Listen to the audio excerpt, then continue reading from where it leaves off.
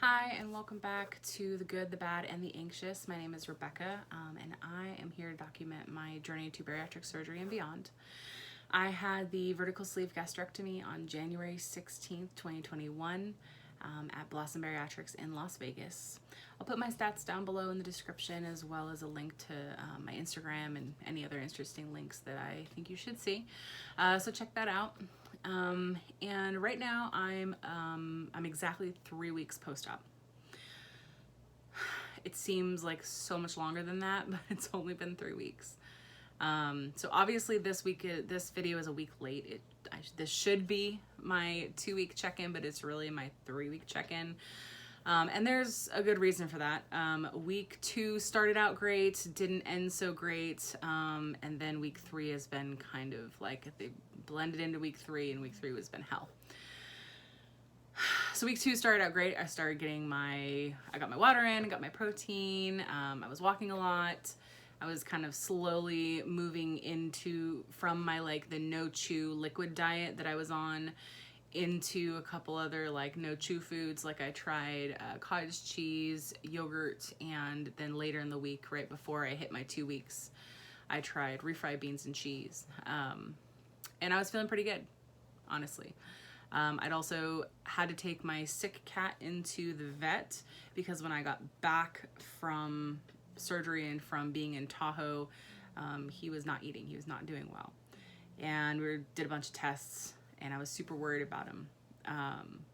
So that was on Tuesday. So fast forward, I went back to work Thursday, and my body wasn't quite ready, but I mean, frankly, whose body is right after surgery? So I was actually in a fibro flare. If you don't know what fibromyalgia is, or how it manifests, everybody's a little bit different, but mine manifests in basically burning pain through all of my muscles, usually on my upper torso. So it's like my chest, my shoulders, my back, burning pain. So that was what was happening while I was at my first day of work.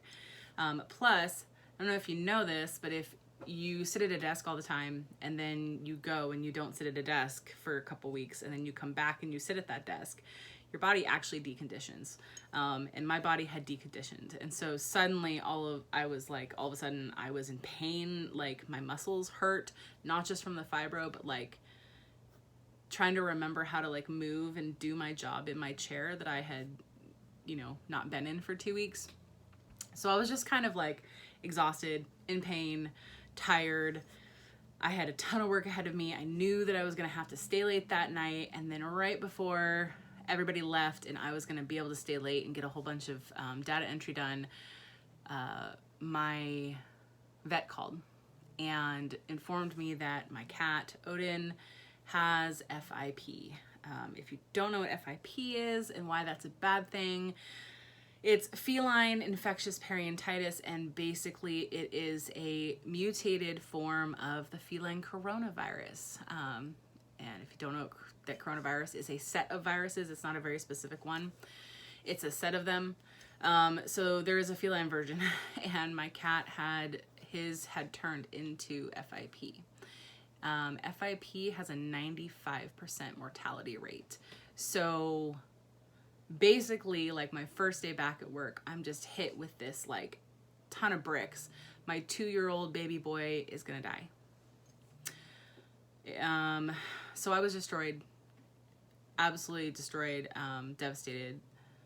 I spent Thursday night and Friday morning, couldn't sleep for most of the night, so slept terrible, basically sobbing. Friday, I barely made it through the day, barely made it through my water goal. And I did get my post-op check-in with my new doctor on Friday, which went well and everything, but I just wasn't really there. I wasn't emotionally there. That's why I'm going to turn this because this is adorable. That is Zoe. She is my Pitsky, and she is clearly helping with this video. Hi, Tony. Anyways, so Friday I did have that post-op check-in, which was great. But other than that, like that whole day was just consumed with this awful sadness because my cat Odin is only 2.5 years old. He's a baby. And so the thought that he might just die was awful. So we did kind of work out a plan with the vet and got some meds, but like we weren't out of the woods. It was still very scary, very rare for cats with FIP to live long lives. So it was awful. Saturday came around, that would have been my 2-week. I should have done, a video. I should have checked in, but I started to not feel well. I did weigh myself, and I weighed my lowest yet, which was 333.8 pounds. And that's a weight that I haven't seen in 2 years, not since I got married. And even that day I started fitting into smaller size, the next size clothing down. So I started out at a 3X, I started fitting in 2X, I started out at size 26 pants, I started fitting into my 24s. So those were all like great non-scale victories, but, and I mean, even a scale victory, but I started to not feel good. I started to feel exhausted. My husband and I tried to go on a walk with the dogs, and I barely made it like a couple blocks before I had to tell my husband, like, I gotta go back. I can't do it. Which was super frustrating because I've been walking all week long with no problems, and then all of a sudden I couldn't. So that was kind of like my first indication that things weren't great. So I spent the rest of that day on the couch, which is why I didn't end up doing a video. And I thought, I'll do it tomorrow. It's fine. Well, Sunday, I actually started having more concerning symptoms. I was nauseous all day long. I was exhausted like I was the day before, but even worse. And then I tried to walk around a grocery store. And in walking around a grocery store, I actually, my heart rate jumped up to 120, which is not normal. Max, if I'm walking fast around a grocery store, my heart rate would be in the 90s, and my heart rate jumped to 120, and I was like barely moving because I was so exhausted. So I was like taking these little tiny steps, and my heart rate was just... So I felt awful, and I just assumed, like, man, I must just not be getting my liquids in, speaking of, and I must just, be exhausted, so I'm just gonna go home and relax. So again, I didn't make a video. Monday was okay. Back to work, started feeling a little bit better. My cat was eating again, so that was giving me a little bit of hope.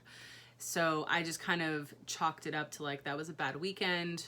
Okay, I'm gonna like start to make another video.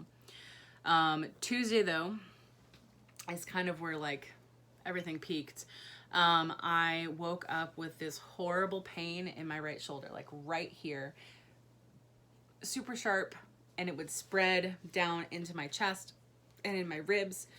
And it felt like there was this band tightening around my ribs every time I tried to breathe. So I was short of breath. And then the sharp pain, and then my abdomen like felt super bloated and just uncomfortable and like not good. My back was killing me. Like I was exhausted still, heart rate was still a little funky, still nauseous. All those things kind of combined, and I was like, something is not right. So I called my surgeon at Blossom, and he said, go to the ER right now. And so he said it could be gas, it could be a back spasm, or it could be a pulmonary embolism. And since I was only like 17 days out of surgery, I'm like, okay. So I went to the ER. They did a CT with contrast of my chest and abdomen. And it turned out I didn't have any pulmonary embolism, so thank God, no blood clots. But I did have a couple concerning things. Number one, I had a raging UTI that I had no idea I had. Normally UTI, your first symptoms are your body's reaction to the infection, and that's like burning when you pee and urgency to pee. I didn't have that. I wasn't going to the bathroom very often. I noticed that, and I was definitely a little bit dehydrated. But I never noticed that I had like cloudy pee, because who really inspects their pee? Like, point is, she was like, you have a raging UTI and it's moving into your kidneys, and that's why your back and abdomen hurt so bad. And she was like, and your body's not even fighting it. My white blood cell count was non-existent. So my body was basically just like, yeah, that's cool, UTI, you can just go have fun. Raging infection in my body that I had no idea about. So I didn't even like notice anything until my heart rate started going wonky and I was so exhausted I could barely move. Like that was my, like when I finally realized something was wrong. And those are like late stage symptoms. So she said like, yeah, like it's really good you came in. If you hadn't, you could have gone into sepsis. And I was like, cool, so glad I came in. And then there was also some inflammation on my bowels, which apparently can be caused by an infection. So like the UTI was causing like bowel inflammation, which was a part of the abdominal like discomfort. And it's just, I was a hot mess basically. So they pumped me full of antibiotics, and sent me home and with more antibiotics, and I'm still taking antibiotics. I stayed home on Wednesday and basically just slept all day. And then finally started to feel a little better on Thursday and Friday. Finally started to feel like I was getting a little bit of energy back. And then again today I feel like I'm got some energy back, which is why I'm finally 3 weeks post-op doing this video. So, my dog is gonna start chewing a bone here in a moment, and I'm sorry, it's probably gonna sound real awful. So anyways, so here we are. During the last 2 weeks I transitioned to soft foods. Last weekend, mostly I've been eating like hard-boiled eggs, avocado, cheese, pickles. Today I had bacon. I've had turkey pepperoni and turkey chili. Otherwise, I've basically stuck to the same stuff I've been eating, which is like a lot of cottage cheese, some refried beans, daily protein shake, and my lovely bone broth, which I'm drinking right now. And so since I had lost 9 pounds week 2, you know, you're always hoping that you have another successful week where you lose a bunch of weight. But going into this week, I kind of had this feeling like I wasn't seeing as much change in my face. I wasn't noticing as much changes in my body. So I kind of thought like, and I'd been to the ER. I, you know, was on antibiotics. I had a UTI, and both of those things make you hang on to fluids. You know, my cat was sick, like, and it's Shark Week, and I transitioned to soft foods. So I kind of had this feeling that the scale today was not going to read any loss. It didn't. It actually read a 0.6 gain, and that's super disheartening. It's discouraging. It's frustrating. I'm only 3 weeks out from major weight loss surgery. Like, I should have lost weight. That's what my brain is telling me. But I have to realize like a week 3 stall right now when you're starting like soft foods is actually pretty normal. And like, I knew that, but that doesn't make it any easier. And the scale and I have had a tough relationship for a long time. So that was, you know, it was a tough moment this morning, actually. I got kind of depressed.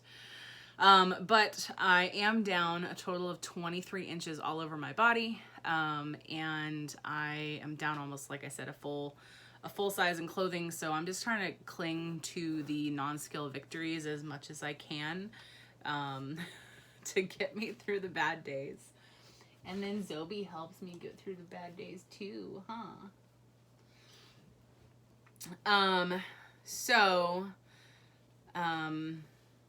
Other things, it's actually been surprisingly difficult in the last 2 weeks to get in my water, 64 ounces of water every day, plus, you know, 60 to 90 grams of protein. It's exhausting. Basically, you're drinking every second that you're not eating all day long.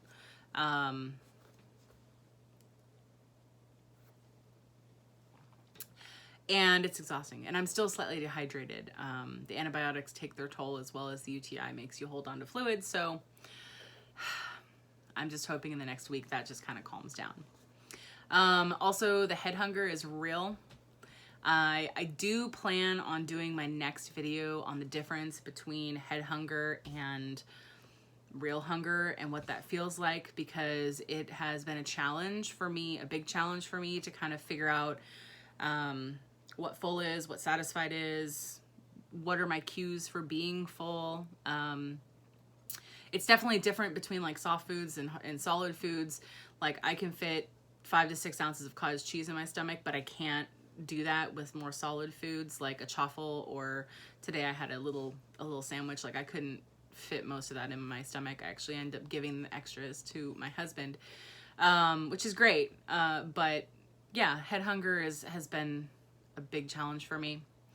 What has worked for me the last 2 weeks, moving from like a no chew or liquid diet into a soft food phase or a puree phase, depending on whatever your doctor says, your surgeon says, is just going slowly. Eat really, really slowly, chew your bites really well, and listen to your body. So when I tried cottage cheese, I took a bite, waited a full 5 minutes, took another bite, waited another 5 minutes, and I was like, okay, cool, my stomach's okay with this. And then I was able to kind of eat a little bit more quickly. I didn't have to wait the full 5 minutes. I waited like a minute and a half between bites. And I did that with each new food. Each time I tried something, I'd take a bite or two, wait 5 full minutes, see what my stomach did. Because usually if you have like an intolerance or your stomach hates something, you'll know right away. So, and then also there, I found that some days I can eat more. Yesterday I could eat everything that I laid my eyes on, and earlier that week I couldn't, and today I'm not so much. So there are some days you can fit more in your stomach and some days that you can't. And if a food doesn't sit well, it's totally fine to set it aside, try it again in a few weeks or a few days even. And there's nothing wrong with backstepping into liquid diet if your stomach is just not having a good day. It's all about listening to your body. The last thing that I did was I also started vitamins this week. Blossom Bariatric wants you to take calcium, a B complex, probiotics, multivitamin, and omega-3 complex. Omega-3s. We want all 3 of them. So I take Bariatric Pal Calcium Chews and Grape 3 times a day. I tried the Bariatric Advantage multivitamin without iron, and it made me sick. It made me puke, actually. And then I tried it again another week later, and it just made me nauseous. So I am actually on a patch now for multivitamin. I'm also on a B12 complex patch as well from both from patchmd.com. And I have a couple more waiting for me to try. Like I have an omega and I have a vitamin D that I'm going to try as well at some point. For now, I'm just taking those in pill form. I take just a general complex omega-3. It's like it got omega-3, 6, and 9. I take those. And then I take Bariatric Advantage chewable and probiotics. So far, everything goes down pretty fine. Sometimes I get nauseous after my nighttime medications. So we're going to have to see how I do that. I may have to take that with a snack, which is a little frustrating. But yeah, it basically also, it does help to take all of it with food. So that's it for today. Thank you so much for watching. And my next video, like I said, I'll talk about that difference between the head hunger and real hunger. So thank you so much for watching. And don't forget to subscribe and like down below. And if you want to follow my journey, and take care.